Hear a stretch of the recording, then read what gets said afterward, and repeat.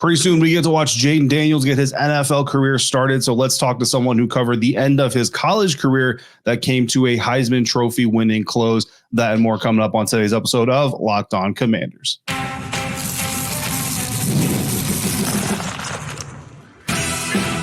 You are Locked On Commanders, your daily podcast on the Washington Commanders.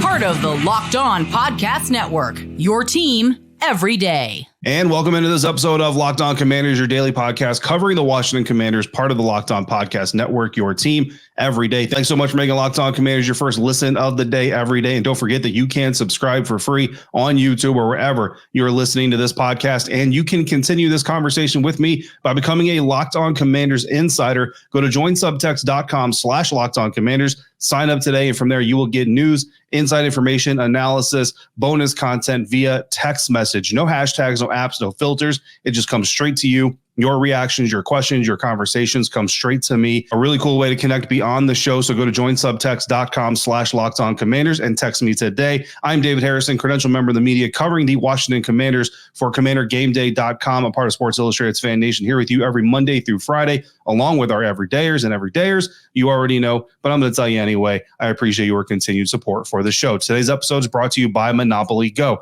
My competitive side is a big fan of Monopoly Go, the mobile hit twist on the classic Monopoly. Join your friends and download Monopoly Go now for free on the App Store or Google Play. On today's episode, we are speaking to Ben Standig of The Athletic about Jayden Daniels, the entire draft class, and what needs still remain for Adam Peters and the Washington Commanders. But before we do that, let's bring in Caroline Fenton, host of Locked On LSU, to talk a little bit more about quarterback Jayden Daniels. And we're joined now by Caroline Fenton at Caroline Fenton1 on Twitter. Another person who can't just use her name like I can't. You just use my name on Twitter because that's how it works. Host of Locked On LSU. And Caroline, of course, we're here to talk about Jayden Daniels, the new franchise quarterback for the Washington Commanders.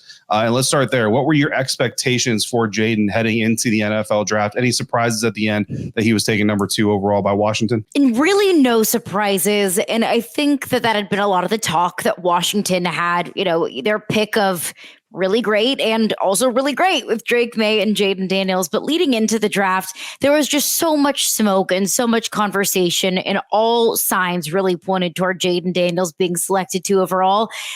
Could that have been a smokescreen? I did consider that at some point. Like, is this just Adam Peters' way of trying to stir the pot a little bit? But sitting at 2, I think they felt comfortable enough in their position that Jayden Daniels would be available, making the assumption that Caleb Williams would be number 1 to the Bears, which I think we've all known that for a very long time now.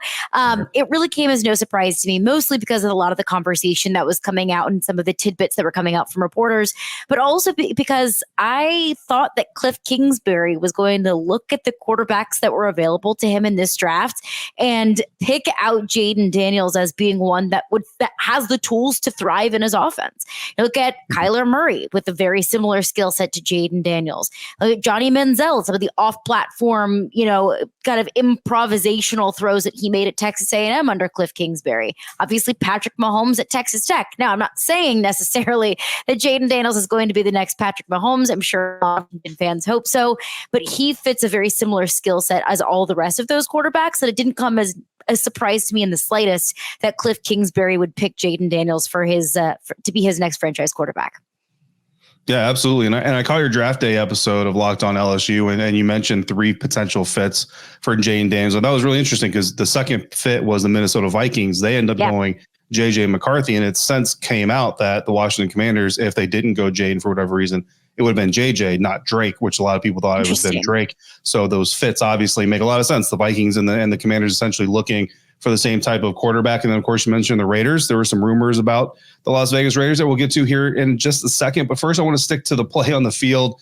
Let's talk about his play. What does he do best after covering him at LSU for a couple years? What do you say that Jayden Daniels does best on the football field?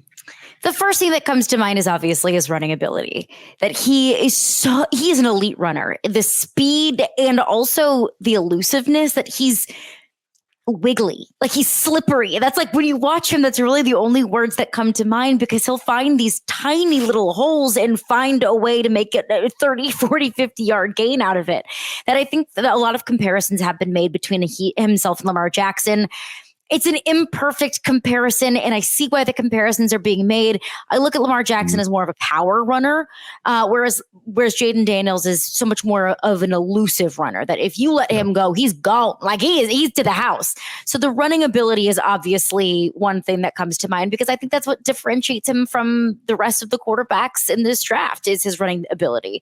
It's what separated him from the rest of the quarterbacks in all of college football. He led all quarterbacks in rushing yards this past season by a mile. It wasn't even close. Yeah. But when we talk about Jayden Daniels, I feel like his running ability is obviously going to be the first thing that we talk about, because it's what makes him different. It's what sets him apart. But don't let that overshadow the fact that he is an elite passer as well. That there isn't a throw that Jayden Daniels can't make. He led all quarterbacks in college football this past season and completions of 20 yards or more, quote unquote, explosive plays, if you want to call that a play of 20 or more yards. That he is so nails and big throws when you need him to be made. I would say the one weakness, though, there in the passing game might be in the more intermediate passing game, that if you need him to make a 50-yard throw, like, he can make it. Like, he's got the arm to be able to make a throw like that. But I think some of the areas that he struggled just a little bit wasn't in the necessarily the boomer bust plays, like the Hail Marys, like the F it Malik or Brian Thomas is down there somewhere kind of plays. It was we need a short 6, 7, 8 yard pickup. Maybe that wasn't necessarily his bread and butter or where he was most accurate. Yeah, and that's kind of where some of the questions have come in about Jayden Daniels and whether or not he's going to fit in the NFL and be able to have long-term success, but also over the middle. So I wanted to ask you about that specifically, because I've talked to some people who said he can do it. They just didn't ask him to do it a lot at LSU. I've heard some people say, well, they didn't ask him to do it a lot because he can't do it. So, like, which side of that conversation are you on? Are you worried about Jayden Daniels and his ability to use the middle of the field in the NFL, considering the game gets a lot more condensed at the pro level, as you know? Totally. I wouldn't be concerned about it, because I viewed this past season more so as they didn't ask him to do it because they didn't need him to do it. Because if you know that you have two elite receivers that have the speed to get downfield and have the ability to win those one-on-one matchups, and you have a quarterback that can air it out 50 yards, like, why wouldn't you? Right? It seems like a no-brainer. And if you look back at a lot of LSU's offense this past season, a lot of it was in those explosive plays because they could do it. LSU's defense was horrendous this past season, and the only way that they were going to win games was by putting up 60-something points, because if they didn't, they were probably going to give up 60-something in the process. So it really was such an air-it-out kind of offense, because they had the ability to do that. They had the talent that fit that, and it's also what they needed to do to win games. Go back to 2022 if you want to see kind of what I'm talking about here, and in more of the over the middle kind of throws. We didn't see Jayden Daniels' development as a passer really get to the level of what we see it now, an NFL caliber quarterback, an elite quarterback, until 2023.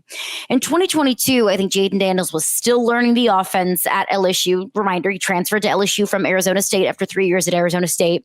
He was still getting acclimated to the offense at LSU. I think he was still just trying to gain the trust of the offensive line, of a lot of the pass catchers. It was a young offensive line. In 2022, in Jayden Daniels' first season at LSU, they had two bookend true freshman tackles. So I think there was maybe a little bit of hesitation there, a little bit of, anxiety of, are these young guys that have never played football at this level going to be able to protect me? So I think Jayden Daniels relied a lot more on those over the middle kind of throws in 2022, when they didn't have as much of an air it out kind of pass game. Once you saw it click, the chemistry with the receivers, chemistry with the O-line, and his understanding of the offense, that's when you really start to see those explosive plays become more of an integral part of the offense. He can do it. We have seen him be able to do it. Just didn't need to, because why would you? Yeah. More coming up with Locked On LSU host Caroline Fenton. But before we do that, I've got to tell you that today's episode is brought to you by Monopoly Go. We got to pause here for just a second and talk about Monopoly Go. I know what you're saying. You've already talked about it. We talked about it at the beginning of the show. We've been talking about it for a little over a week now, but there is just so much good stuff in this game that we got to keep talking about it. In Monopoly Go, you can team up with your friends for timed tournaments where you work together to build up each other's boards. The more you win together, the more awesome prizes you unlock. There's so many things you can get, unique stickers that you can then trade with friends. to complete big albums for big prizes, cool new playing pieces to travel the boards with, hilarious emojis to taunt your friends with, and then smash their buildings and heist their vaults. Plus, Monopoly Go feels new and exciting every single day with constantly changing tournaments and challenges. A ton include their own unique mini games like digging for treasure or a robot pachinko machine. That sounds amazing. And there's always new timed events that help you win big, like massive multipliers for everything you win or rent frenzy. So there's always something fun to discover in Monopoly Go. Get off the bench. Go download it for free now on Google Play or the App Store. Game on. Thanks again for making Locked On Commanders your first listener, your first view today and every day. Every day, make sure you come back tomorrow. We are just starting to dive into this NFL draft class, so we will continue doing that. In the meantime, are you watching Fox Sports or ESPN? Do you have to turn down the volume when all the shouting begins? Make the switch now to Locked On Sports Today, a free 24/7 sports streaming channel programmed for you every single day to bring you the biggest stories without all the screaming. Locked On Sports Today brings you can't miss analysis, opinions, and news streaming 24/7 on YouTube or the free Amazon Fire TV channels app, part of the Locked On Podcast Network, your team every day. And now let's get back to our conversation with Caroline Fenton, host of Locked On LSU. The other knock on his game are the sacks. Let's talk about the sacks. What can you tell us about those? Because again, I've talked to some people who said that he's just trying to make plays and you want that competitive spirit in him. But then I've heard of a lot of people, obviously more people than not, who are worried that he's going to be another RG3. And going to Washington, that doesn't help that comparison. When Washington fans literally live through the RG3 experience, does the high sack rates and the high amount of hits that he takes on the football field concern you? I wouldn't say the sack rates concern me nearly as much as just the sheer number of hits that he takes and his reluctance to slide. I mean, so many times I'm watching a game and I'm just wince because let's be honest, Jayden Daniels isn't the biggest of guys. He's 210 pounds, 6'4", 6'5". Like he's a tall and lanky guy. He's incredibly tough. Go back to the Missouri game, the LSU game at Missouri. He took a massive hit. He came off the field for a couple of plays with a bruised rib, came back out and was able to finish the game. So he is a tough son of a gun. But let's be honest, like the play ramps up in the NFL. The players are bigger in the NFL. He's not going to be able to take hits like that as consistently as he did at the college level. And it's NFL, not for long. So I think that is a concern. And that's something that they're going to have to work on with Jayden Daniels is it's okay to slide.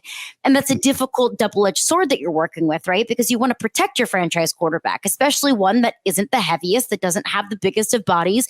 But you also don't want to take Superman's cape away from him. You don't want to take Jayden Daniels' legs away from him because that's part of what makes him so special. So I think it's absolutely something that he's going to have to get acclimated to at the league. Maybe he's going to have to get roughed up a couple of times and learn it the hard way. But that's absolutely something that I think should be on the high list of priorities for the Washington Commanders is working with him when to take those hits, when to slide, and when to say, hey, it's okay to not be Superman on this play. Yeah, because he can slide, right? You turn on the tape, you see him do it. He knows how to do it. It looks pretty clean. Like it does not like it looks super rough when he does it. Like he knows how to do it. I remember he was asked at the scouting combine about not taking as many hits, and he started off really well. Said, I know I've got to protect my body at the next level really well. And then he goes, but at the same time, I'm a playmaker. And at the end of the day, I'm like, no, dude, stop. You had the perfect answer to start on every play. Yeah, you don't have to always be play hero ball here. Yeah. Absolutely. So let's get into some of the storylines that surrounded Jayden leading up to the draft that, bordered on ridiculous to rumors to just normal pre-draft. I don't know what you want to call it, nonsense. But one of the storylines, the draft weekend, or not before the draft weekend, the top 30 visit to Washington. One of 20 players of the Washington Commanders brought in at the same time. One of 4 quarterbacks of the Washington Commanders brought in at the same time. And of course, there were the reactions just to that alone. But then there was also the story that Jayden Daniels himself was unhappy, mainly because the perception or the rumor was that he was unhappy because he thought that the visit would be him and him alone, and he wasn't happy to share that time. Does that sound like Jayden Daniels to you? It really doesn't. Jayden Daniels is a person that a player that I came to know at LSU as never a guy that would ruffle any feathers. Like if there was any story that came out about Jayden Daniels, it was never any sort of controversy. It was nothing that he said that would make headlines for any sort of negative thing. I would say the most negative thing that ever came out about Jayden Daniels in his time at LSU was at the Heisman ceremony, he wore a jacket lined with photos of himself hitting the Heisman. And for some reason, some people just had a really bad taste in their mouths about that. Other than that, Jayden Daniels is a very, quiet, calm, cool, collected kind of person. And that's how he plays as well. I think that kind of lends to the kind of player that he is. He never gets too high and never gets too low. If that is the truth, that really, frankly, does surprise me. Brian Kelly always tells this story about when Jayden Daniels came in 2022. There were two other quarterbacks in the locker room, two quarterbacks that had been at LSU that weren't transfers. There were a lot of guys that had been around and had been at LSU for several years. And Brian Kelly said throughout spring camp, throughout fall, as he was kind of becoming the leader in the clubhouse for being the starting quarterback, he kind of stood back a lot. Not that he didn't want to be a leader, but that he kind of knew his place in the locker room as being the newcomer. Didn't want to come in, didn't want to be overly loud and boisterous and disrupt the culture that Brian Kelly was trying to build in the locker room. But game by game, week by week, month by month, he started to gain more respect and kind of grew into that as a leader, really earned his leadership on the fields and gained the respect of his players on and off the field rather than demanding it. So him feeling like he was supposed to be like the only guy, the one guy, it really doesn't sound like Jayden Daniels to me. I'm not saying it's an incorrect report. I'm just saying I would say that might be misconstrued and maybe misinterpreted more than it was absolute fact. Resilience is kind of the last thing that I want to talk about with Jayden Daniels, because, he admitted a little bit. So it's actually interesting. He did a show with Kevin Hart. He went on Kevin Hart's show recently and kind of talked about the reason he started playing quarterback is because he always wanted to have the ball in his hands. A little bit of selfishness there. And that he went to Arizona State partially because they told him he would start as a freshman. They told him, they basically promised him the job before he got on campus. But then you kind of see him 3 years later again, go to LSU. There's no guarantees there. So that kind of shows a little bit of a shift in the mentality and the maturity of a young man. And then to me, so he mentioned the Florida game last year, the LSU Florida game, where he just ripped the hearts out of any Gator fan who watched that game as long as they did. And I haven't gotten a chance to watch the entire game, but I watched enough to know that there's a reason he chose that game specifically. But what's interesting to me is the game before that one, because he's also admitted getting knocked out of the Alabama game. He thought he was done as far as Heisman's concerned. He thought, no, I'm not going to be a finalist. Forget winning the trophy. I'm not even going to be a finalist. So what does it say about Jayden Daniels to get knocked out of that Bama game and then come back in the Gators game? And in that mindset, now that we know that he basically is thinking my Heisman Trophy hopes are done, but he puts on that performance. I think it shows his relentlessness, and he's tough. Like if I had to choose one word to describe Jayden Daniels, it's tough, and you can never count him out, whether that's, physically being injured and him doing everything he can to get back, or if it's kind of proving some preconceived notions wrong. Because if you didn't watch that LSU Alabama game, I mean, he got completely blown up. Dallas Turner hit, it was, almost airborne, hit him right in the chin and the neck area. It was a really, really scary hit. I thought his Heisman Trophy hopes were done because that was LSU's third loss on the season. You don't traditionally see 3-loss quarterbacks win the Heisman Trophy. I just thought that alone was going to knock him out of contention of the Heisman Trophy. But I think it shows his relentlessness that, he wasn't counting himself out. Maybe everybody else was. Maybe he kind of had that in the back of his head of, well, that individual accomplishment is no longer available to me. But we still got games to play. We still have games to win. We still have goals that we want to achieve. And I'm sure he had those personal goals for himself as well. If he felt like he was going to be counted out for the Heisman, then do what you can do to kind of prove all of the naysayers wrong. So I think it just kind of shows his character, his relentlessness, and his dedication to his team. That he thought even if he wasn't going to win the Heisman Trophy, he was still going to do everything that he could to help his teammates. And overall, that's just kind of the person and the player that he is. He's a competitor. And I think that's what you want in a starting quarterback and a franchise quarterback, is just kind of that relentlessness. Yeah, absolutely. No, there's a lot of NFL quarterbacks that probably watch that hit. The Dallas Turner laid on him and don't want to take that hit. And Jayden, look, he eventually got back up, record-setting game the very next week, and then went on to win the Heisman Trophy. So, like you said, toughness definitely on the resume. Caroline Fenton on Twitter at Caroline Fenton1, host of Locked On LSU. Looking forward to watching Jayden's career here as it gets started in the NFL. Caroline, thanks for joining us. Absolutely. Enjoy it. He's a blast to watch. A conversation with Ben Standig of The Athletic as we continue to talk about this year's Washington Commanders NFL draft class coming up here in just a minute. But first, I got to tell you that this episode of Locked On Commanders is brought to you by FanDuel. It is playoff time in the NBA and the NHL. Baseball is in full swing, and FanDuel is your best place to bet on every single game. Right now, new customers get $150 in bonus bets guaranteed. That's $150 win or lose. Bet on everything from slap shots to home runs to slam dunks, all on an app that is safe, secure, and easy to use. Congratulations are in order to Anthony Edwards and the Minnesota Timberwolves. They were the first team to enter the second round of the NBA playoffs. They are currently plus 1,100 favorites to win the NBA Finals. They're not the favorites, but they're plus 1,100 odds to win the NBA Finals behind the Oklahoma City Thunder and Denver Nuggets, who were both in action on Monday, looking to close out their respective series, and the Boston Celtics, who took the floor on Monday in Miami, looking to take a 3-1 lead over the Miami Heat. The Washington Capitals season, unfortunately, came to an end Sunday night as they lost their round one series against the New York Rangers, who are plus 650 odds to win the NHL's Stanley Cup. But still a lot of action for you to bet on, even if Washington is not in the postseason right now. What are you waiting for? Visit FanDuel.com/locked on and make your first bet an automatic win. FanDuel, America's #1 sportsbook.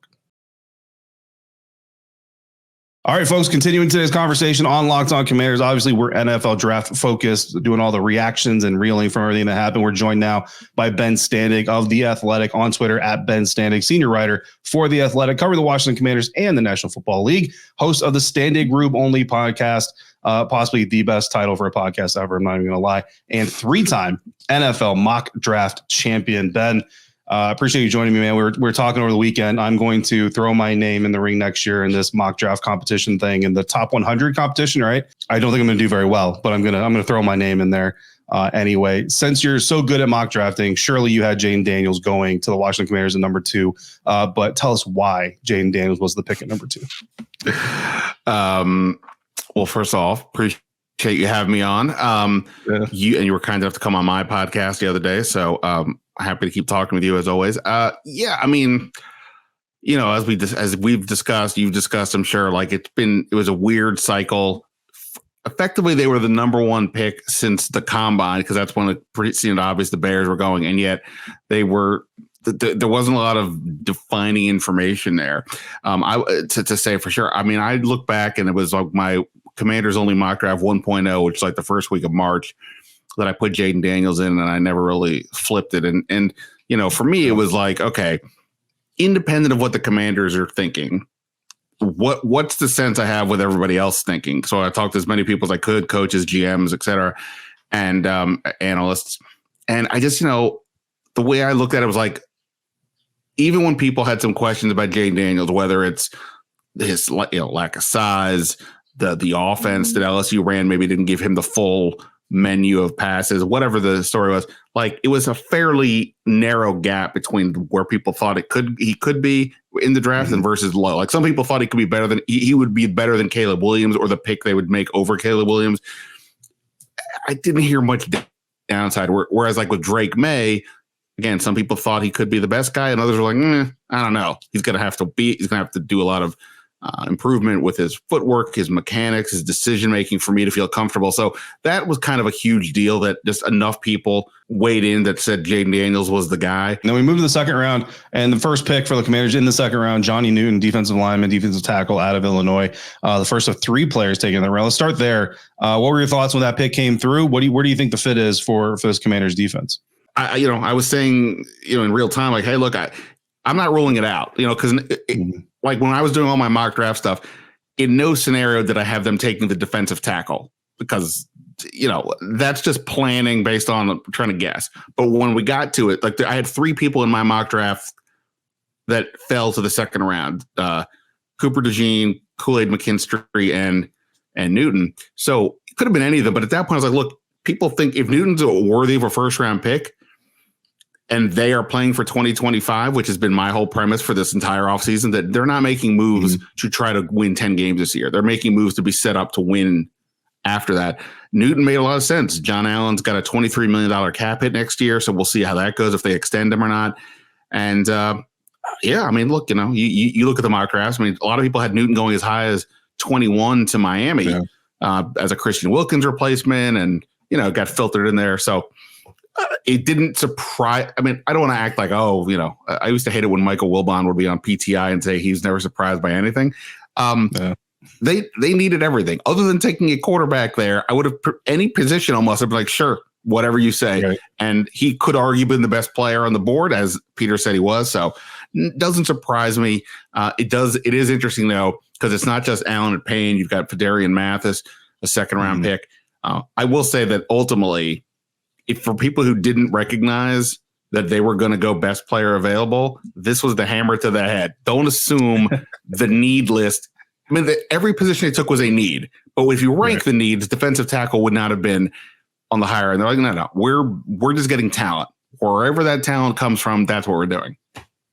Yeah, no, that makes a lot of sense. And then following on in the second round, they added 2 more players because they executed a trade with the Philadelphia Eagles that always takes people by a little bit of surprise. But they added nickel, Mike Sanders still on tight end, Ben Sinnott. What were your thoughts of pretty much that entire exchange, like following the Johnny Newton pick, the trade back with the Eagles, allowing Philly to come up, get Cooper DeJean, and then them subsequently adding Mike Sanderson and Ben Sinnott to the roster? Trading out, I can't worry too much about what the Eagles are doing. And it'd be one thing if you're not going to make a trade with a team when they're going to take a quarterback, a cornerback, if Cooper DeJean turns into Darrell Green, God bless him. But I can't worry about that too much. And I imagine, this is all something of a guessing, but I imagine they thought that Sanders still would be there. And, you heard Nick Saban say on the broadcast, pound for pound, he's the best player in the draft. I talked to somebody, a high-ranking executive with the team this week, who said that essentially Sanders still was the number 1 cornerback on their board, not at least in the sense of they weren't in love with the guys in the first round, so they would have preferred him in the second to the guys in the first, if that makes sense. So, they clearly liked that guy. I don't know if they liked him more than DeJean, but obviously it then got them an extra second-round pick that they didn't have before. So, I get why they did it, and that's where they need to be. They need to be in the asset gathering business and get as many high picks as you possibly can.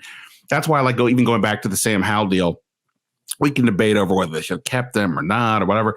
They added another top 100 pick from that trade. And that's been the whole point for this, is get as much talent as possible. Ben Sinnott pick, I think, is a little more interesting. The range on how people viewed him is a bit more all over the place. I know our guy Dane Brugler had him as the 6th tight end with a 4th round grade, but I want to say Daniel Jeremiah had him around top 50. And other people think he's a really interesting player. So it's everybody's got their own views on that one. And I think that was the pick I think that rankled people because they didn't take an offensive tackle, right? Yeah. I think people would have felt so much better if they had. Doesn't mean they're right. I just mean people would have slept better if they had taken Roger Rosengarten there or somebody like that. So yeah, no, absolutely. And then of course, after everything was said and done, Ben, you wrote about this for The Athletic, the biggest remaining need for the Washington Commanders moving forward. So share with us kind of what you wrote there. Obviously not the entire thing. We want people to go to The Athletic to check that out, of course. But what did you pick for the biggest remaining need? And was there a little bit of competition for that spot in another place? Well, I think I had one question was biggest question mark and one was need. And I think I went offensive tackle with question mark, but I think need, I went cornerback. And I think my thing with cornerback, just to talk about that, is, they have Emmanuel Forbes, they have Benjamin St-Juste, they have the Mike Davis, who they signed in free agency, they have Sanders Still, who they just drafted, and then you've got your Christian Holmeses of the world and things like that. How much is the new coaching staff going to improve these guys, right? I mean, Forbes obviously had a really rough rookie year. St-Juste at best plateaued, if not maybe regressed a little bit. But I think I really do give the secondary a bit of a pass because of the coaching situation. And this new staff, right? Joe Witt Jr., the defensive coordinator, is a secondary guy. Their passing game coordinator is a secondary guy. Then they actually have a secondary coach. So they have a lot of pieces now, not to mention Dan Quinn himself. I'm sort of assuming that we're going to see better versions of Forbes. I understand. I hear you. How could it get worse? And St. Juste, is he inside? Is he outside? Clearly he's going to be outside now with what they've done here with drafting Sanders still. But like, it's a need. But at the same point, I'm curious to see if they're going to get more out of these guys. And offensive tackle is ultimately the biggest need in a general sense because Cornelius Lucas has never really been a starter. But I do think cornerback is a question mark. Maybe I should have reversed it. Maybe cornerback's more of the question mark because we just don't know for sure what Forbes is and what's going to happen with St. Juste and things. And not to mention the rookie is a rookie. So yeah, I absolutely agree. I think that's probably the best way to categorize those guys. And like you said, you can flip them. You can make one the biggest question mark, one the biggest need, and they both pretty much fit into each of those molds. Ben Standig on Twitter at Ben Standig, senior writer for The Athletic, covering the Washington Commanders and the National Football League, host of Standing Room Only podcast. Make sure you guys are checking that out, as well as Locked On Commanders, 3-time NFL mock draft champion. That is quite the flex, sir. Appreciate you, Ben, for coming through. Great stuff as always, man. Doesn't work with the ladies that well, but I appreciate the mention, David. Thank you. Appreciate you having me on. Yeah, man. Special thanks once again to Caroline Fenton, host of Locked On LSU, and Ben Standig, Washington Commanders beat reporter here in Washington, D.C., and member of the Athletics NFL staff. Coming up tomorrow, we are going to dive deeper into this NFL draft class. Mailbag time. Ask me all your questions pertaining to this NFL draft class. Do it in the YouTube comment section or text me directly as a Locked On Commanders insider. Again, join subtext.com/Locked On Commanders to get in on all that fun. Don't forget to check out Locked On Sports Today, the first ever 24/7 live streaming sports channel on YouTube. As always, thank you for making Locked On Commanders your first listener, first view today and every day. Everydayers, thanks for coming through on a regular basis like you do. Until we speak again, if you're out and about, please be safe, be kind, and I'll see you next time for another episode of Locked On Commanders, part of the Locked On Podcast Network, your team every day.